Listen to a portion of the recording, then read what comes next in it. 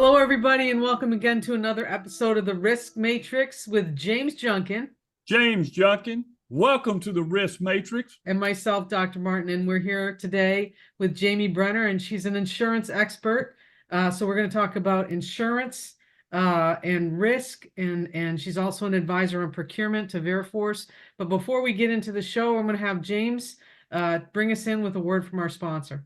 Hey, Dr. Martin, big news. The Risk Matrix is on the move.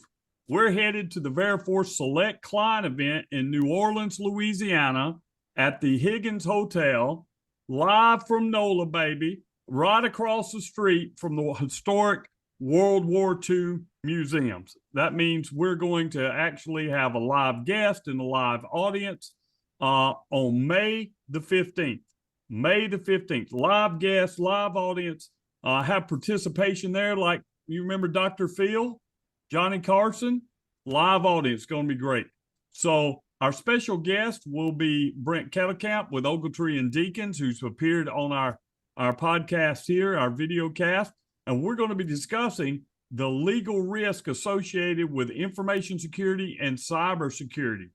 So we want to invite everyone that can to attend the Veriforce Select Client Series event in New Orleans, May 15th and 16th. And you can learn more about that by going to veriforce.com/NOLA-client-series. Hope to see everyone there, our first live event. Dr. Martin. Thanks, James. And again, we have today Jamie Brenner, and she is an insurance expert. And as we all know, there's a lot of insurance requirements that go along with working on different sites, in different industries, subcontracting people. And Jamie's here to kind of lead us through some of the pitfalls and some of the success stories that she's seen in the insurance realm and procurement, etc. So, James. So, Jamie, welcome. You are the Senior Advisor for Procurement and Insurance, a longtime friend. I've worked with Jamie for many, many years, and she is the guru when it comes to insurance. Now, Dr. Martin and I are safety professionals. Usually we never want to try to get to a situation where we have to use our insurance, right? I'm fond of saying I don't want to find out whether my insurance works or not. But certainly insurance is a way to have a financial hedge against risk. So when you're talking to hiring clients about setting up insurance requirements and what the expectations are for contractors, tell me about that kind of conversation that you go through and what it is that you key on to make sure that they get the right amount of insurance coverage without overburdening the contractor with requirements they can't meet. Absolutely. I'm happy to be here. This is exciting for me. This is a safety thing, so I'm excited to be involved. But no, from my standpoint,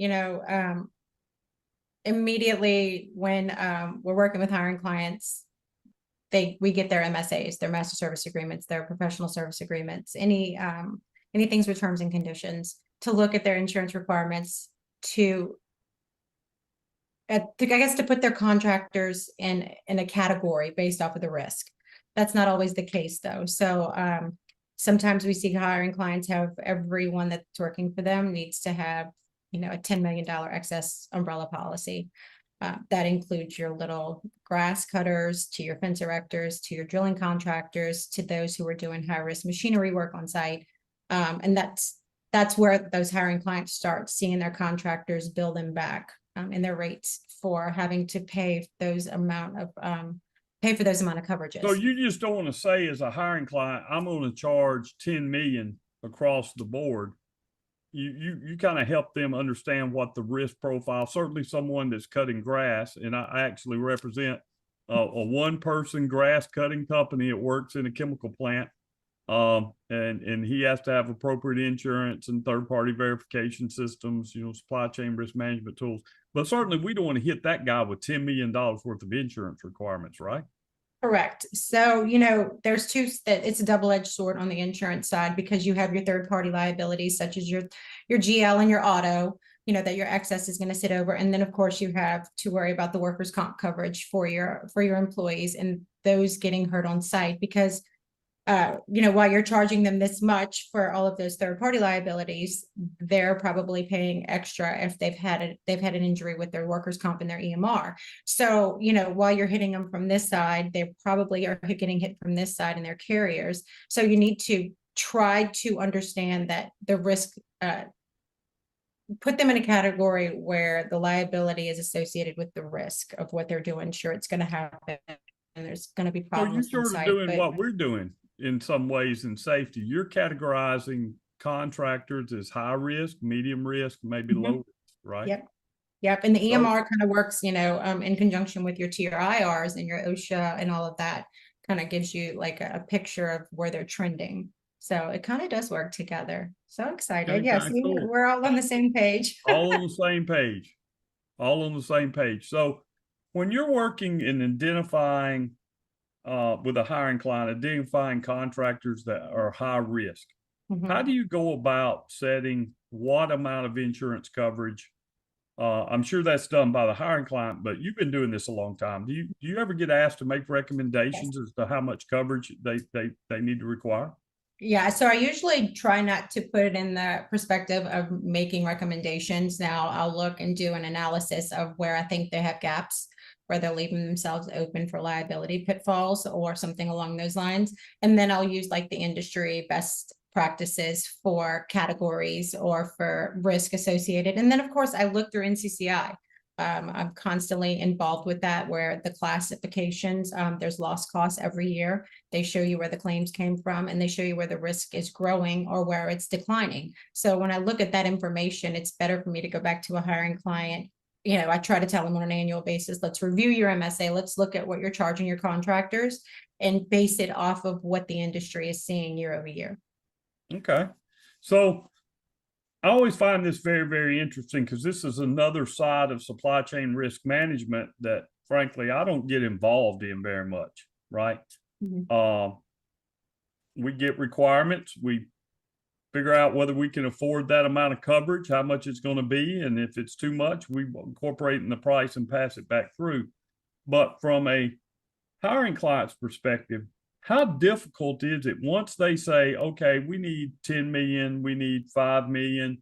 A lot of contractors, their work with an operator or a hiring client evolves over time.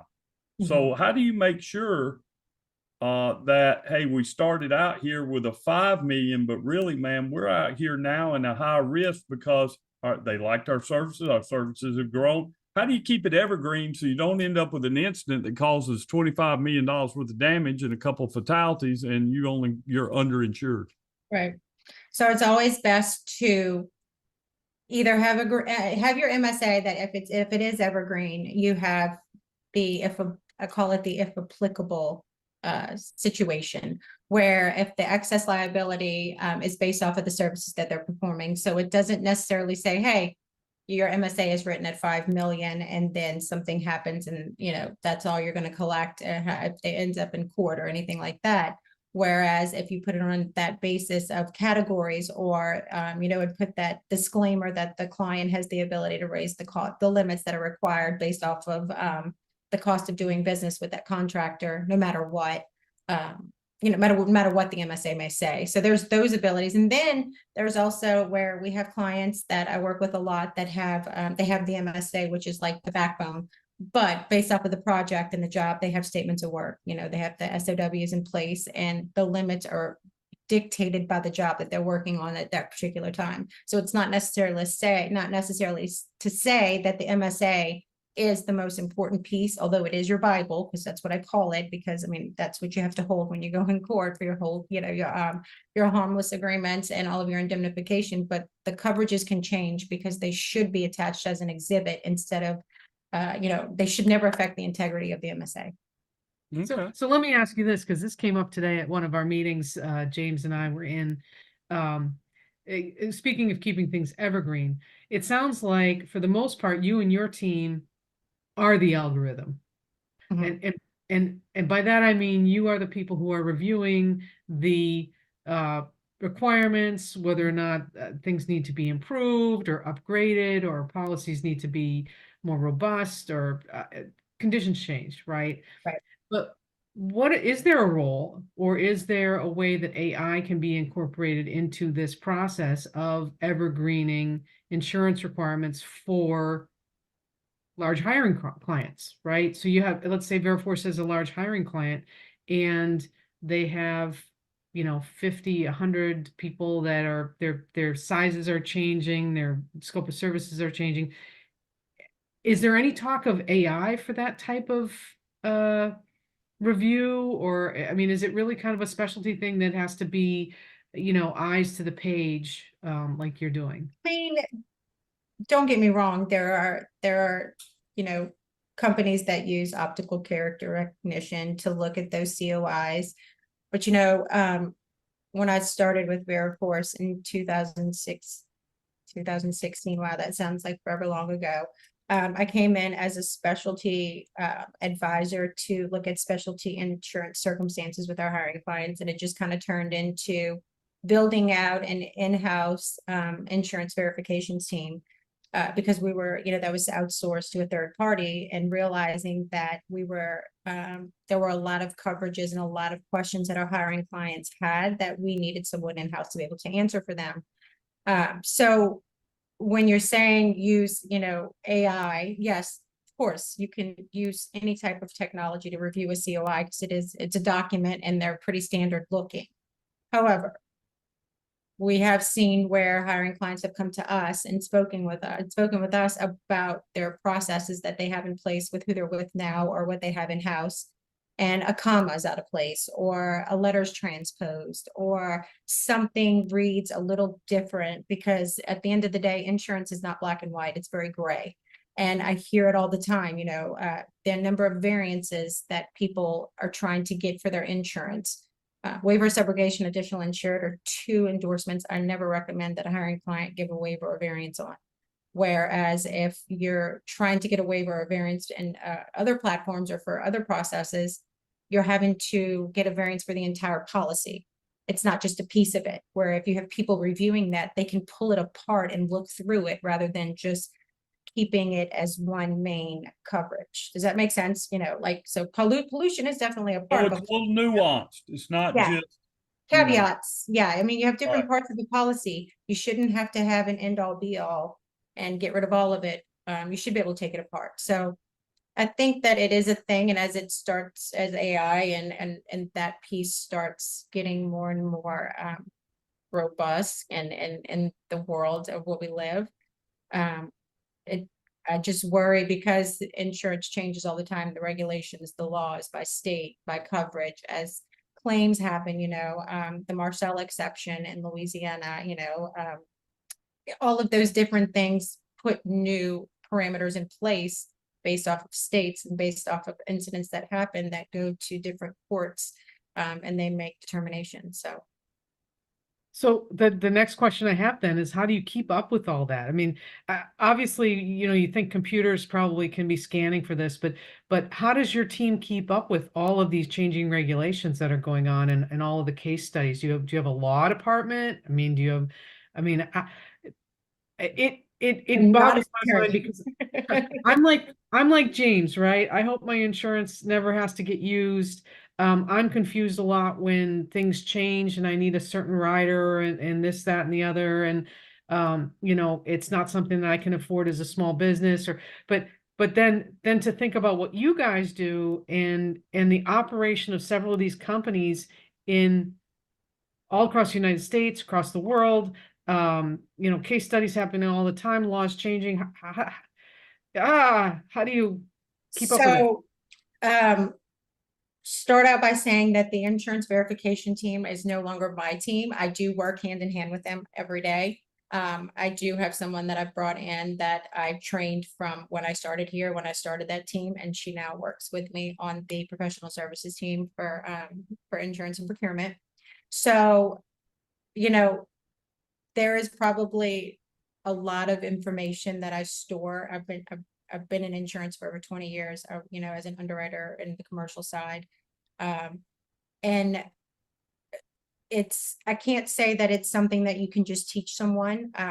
Of course, you know, there's tons of notes, there's tons of documents that we have, and, you know, and explaining to them as things start to develop, like cyber security, cyber liability, you know, drone coverage, all of that stuff is over the past few years. So I teach them as it comes up. It's always going to be situational. It's never just going to be, hey, here's the rule, here's the law, and it's going to stick, because again, it's not black and white. So I work with that team all the time. Yes, they verify thousands of documents, sometimes on a daily basis, but a lot of the, you know, a lot of hiring clients require general liability, auto, excess, and then workers' comp. And then you have your situations where you have your USL&H, you have some offshore coverages, you have some of your contractors' equipment. So a lot of it is on a case-by-case basis, but that's how great, you know, the insurance section is configurable to the clients, what we use, because we can put those questions for specific clients. It's not end all be all. Everyone shares the information. Told you she was a guru. Don't pay me for my time, pay me for my experience. That's what I'm hearing right there. Well, well, right. Okay. So I was talking to the person who does my accounting, and he said, hey, if you knew somebody that can do what I do, I'd surely hire them. But here's what happens in the workforce is that there aren't people mentoring people in the way that you're talking about mentoring this young person and your team, that you have to have hands-on time to show them the way and the tools and the processes to make good decisions. And, you know, everybody wants to work at home these days. You know, those of us who are fortunate to do so, that's great. But you can't have that kind of, I know that I'm veering this off of the insurance, but I really think it speaks to the fact that when you're an expert in your field, in order for people to learn from an expert, you have to have daily, hands-on, you know, mind meld kind of contact to teach them those tools, right? Because this goes back to the AI question, right? Even AI needs to be taught, Yes. right? And there's where AI is faulty, is that it doesn't think like the human mind. So let's, you know, that'll be another discussion for another day. But it can incorporate your expertise, Right. and then the expertise compounded by your team, right? Right. And so that to me just it goes to show that this is not something, and a lot of the things that we do is not something that you can just Robot and Right. set it and forget it. Set it and I forget it. imagine there's a lot of attention to detail that you have to have in working in your role at Veriforce and with the verifications team, and making sure that there's nothing missed on these certificate of insurances and coverages. You know, everybody's happy until we have an incident. And that's where Dr. Martin and I come in on the backside of these things, is post-incident. And then we're working with counsel. And we're going to talk about that here in just a moment when we get to the contractors. But I imagine it's a job that requires a lot of attention to detail. Yeah, so communication is super important, even internally at Veriforce, as well as with their, you know, the customer success managers and their contacts at the client's office. It just, everyone has to be communicating, even if they're very siloed, from procurement, insurance to safety. All the information just needs to be available in one location. And I think that's why it's so important when you're talking to clients to make sure you have all the right people in the room, because even if it may not matter to you, someday it might. It Even might. if it's not, you know, on the safety side or anything like that. But, you know, Dr. Lindo, what you were saying about the team, just real quick to touch on that.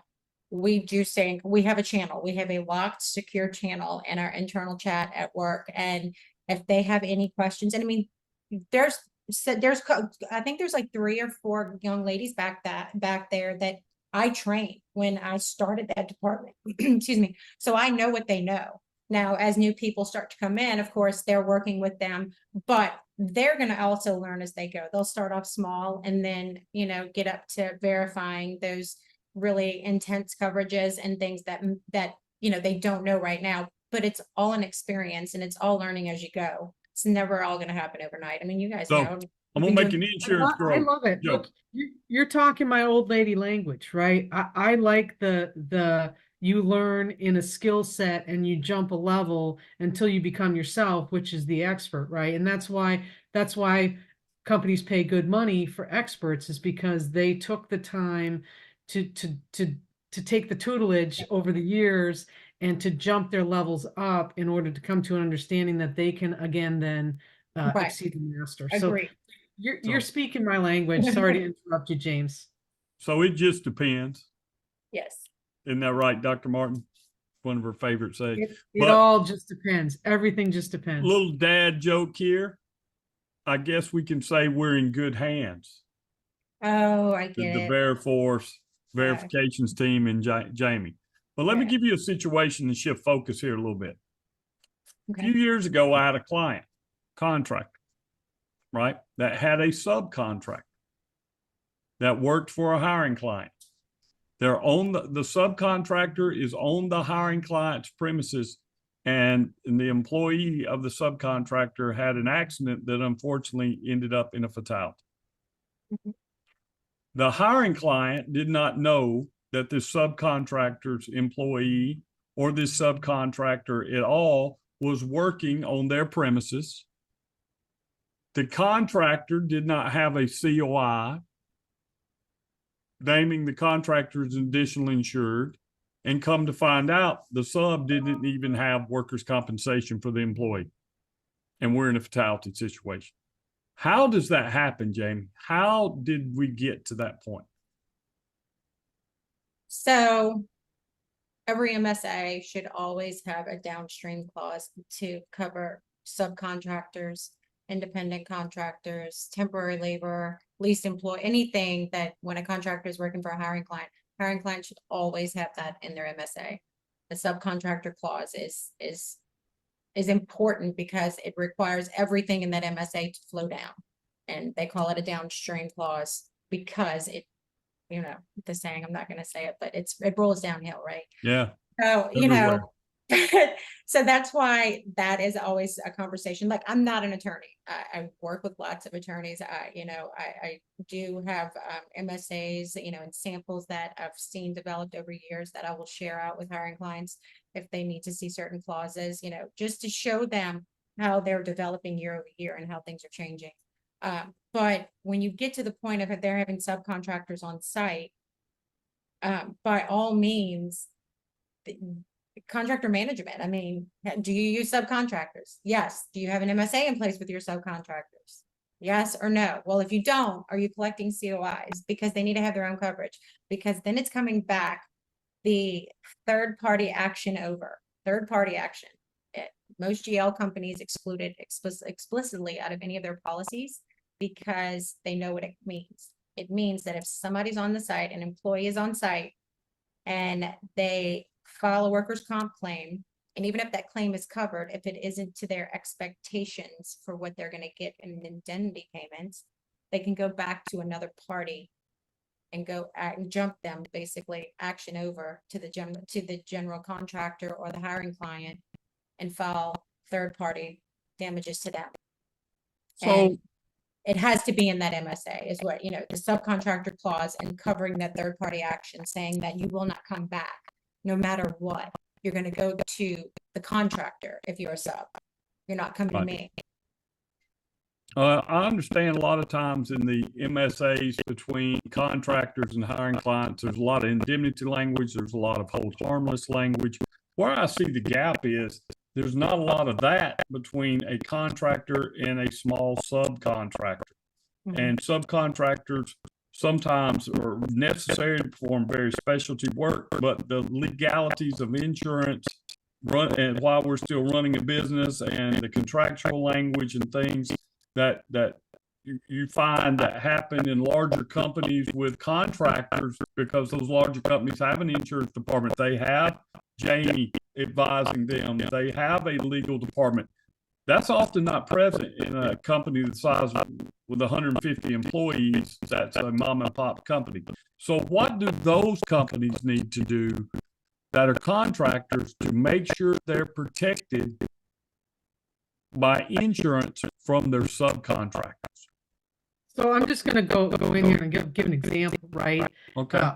What happens when you have some of these small mom and pops, and I'm gonna go smaller than that, James, because out here in the East, we see a lot of construction work going on, and they're like family-owned companies, 7, 8 people, right? How do you track when they drop their insurance? Or their insurance lapses, or because I've seen in subcontracting systems or in contractor verification systems that you put in your insurance and then it never gets, there's no check, right, until the next year when they ask for a new certificate. I mean, what happens when they stop paying, and does the downstream clause even work, or upstream, or The downstream clause, it definitely works in an MSA from, for contractors and subcontractors. The problem is, it's just like you guys just said, you're running them out of business, because yes, you can't get blood from a turnip. You're literally taking them for every penny they have at that point, because they didn't have the insurance in place. But you as a contractor, not you, but as a contractor, it's your job, if you're using subs, to make sure that they have what they need. And you make sure that they're giving you a COI for, or any type of insurance documentation necessary with you listed as a certificate holder and at least an additional insured. The waiver of subrogation, that's a different conversation, but the additional insured at least gives you as your named insured on their policy, so that you can have the same benefits that they have. But at the end of the day, it also protects you from the little mom and pops that may not have that robust safety plan, or drug and alcohol. They may not be using the greatest of the great to come out and do their work. But if you're going to put confidence in them as a contractor to use them, then you need to make sure that you're helping them to mature as a sub or as a contractor, and show them the way they need to go. It's not to say that hiring clients shouldn't have more of a process in place to know when their subcontractors are using subs. But that's kind of like where we have, we have subcontractor section, we have subcontractor management, and it kind of shows you who is the bad eggs if you're using subs, or if you're hiring a client and your contractors are using subs. So there's different ways to look at it, but at the end of the day, it's the hiring client and the contractor who need to put something in place. If the hiring client has in place, great, check. Okay, contractor, do you have an MSA, or you have some sort of agreement, even a one-page terms and conditions in place? If you don't, well, guess what? Then you're taking on all that responsibility for them at that point. Whether the state says you have to have the coverage or not, because I hear that a lot, especially in the great state of Texas. Workers' comp is not required by the state, but you should require your contractors and subcontractors to have it, because it's just me and my brother. Well, guess what? Your brother gets hurt, and somebody's got to pay for his injuries and his indemnity. Somebody's got to pay it. And so there's your brother, and he's going to come back, and he's going to go to someone for those damages. So it's important, regardless, to make sure you have them covered. Well, I think Dr. Martin brought up a good point that kind of went along on my previous question, which is, the smaller the organization, the more important to me it is to have a system like Veriforce in place that's managing COIs, right, as a contractor. So we know when someone gets paid and the policy cancels. Yes. Or we know when it's time to renew policies. Too many times what I find is somebody comes along and says, hey, I need a COI from you. And they're just happy to get the document. They don't understand what it says. They see that, they've got some insurance, but they only have $1 million of the insurance. But the potential exposure may be 5 to 10 million. Hey, contractor, if your sub causes that much damage, you're going to pay whatever the gap is.